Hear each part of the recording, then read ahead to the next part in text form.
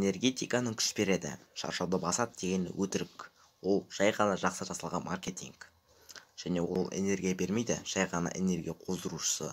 Адамның ағзасындағы энергияны қоздырғанда қарыз қылады, яғни айтқанда кредитке.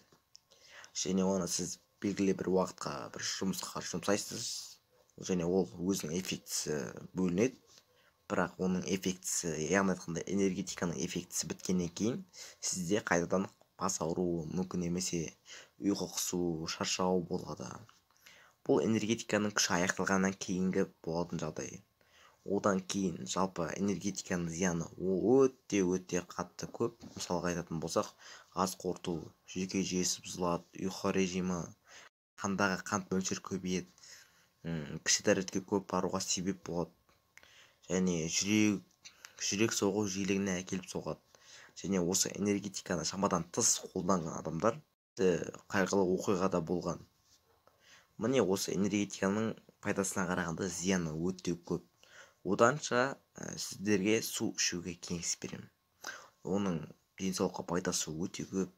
Энергетиканың ішіне кіретін нәрселер ол казеин, таурин, карнитин. Осыларды қосады.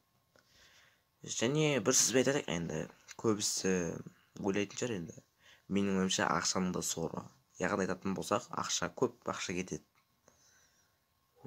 Қолдан келгенше 10 жастан аспағандарға мүлдем ішуге болмайды. Тиым салынады деп айтсам да болады. Денсаулықтарына қатты зиян деп айтамыз.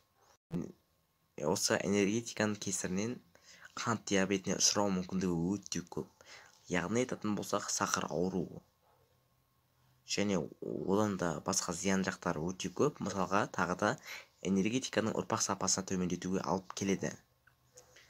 Міне осы сіздермен бірге болған Али Дос каналы. Егер видео ұнап жатса, лайк басып, подписка кнопкасын басып кетіңіздер. Сіздерден қолдау, бізден контент. Келесіде біз кола, осы спрайт, сіздер күнде жеген нәрселердің зиянын айтатын боламыз. Ендеше сау болыңыздар. Видеодан соң лайк басып кетіңіздер. Енді біз қандай нәрселердің зиянын түсірейік? Сіздер комментке жазып кетіңіздер. Егер ұнап жатса, біз соны міндетті түрде түсіреміз. Қош, сау болыңыздар.